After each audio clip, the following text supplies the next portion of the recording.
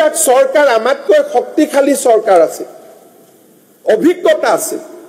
দিল্লীত কংগ্ৰেছৰ চৰকাৰ আছে, দিছপুৰত কংগ্ৰেছৰ চৰকাৰ আছে, আৰু ময়ো কংগ্ৰেছত আছিলো, গতিকে আৰু শক্তি আছিল আপোনালোকৰ লগত। যেহেতু মোক আপোনালোকে এটা ফোৰ্স বুলি ভাবে, ময়ো আপোনালোকৰ লগত আছিলো। মোকো যদি ব্যৱহাৰ কৰিলেহেঁতেন, শিক্ষাত মোক ব্যৱহাৰ কৰিছিল, নিযুক্তি টেট শিক্ষক নিযুক্তি দিলো, দুৰ্নীতি কৰিব নিদিলো। স্বাস্থ্যত মোক ব্যৱহাৰ কৰিছিল, স্বাস্থ্য বিপ্লৱ আনিছিল। ফৰেষ্টতো যদি মোক ব্যৱহাৰ কৰিলেহেঁতেন, তেতিয়ালে গড় হত্যা মই জিৰো কৰি দিলোহেঁতেন।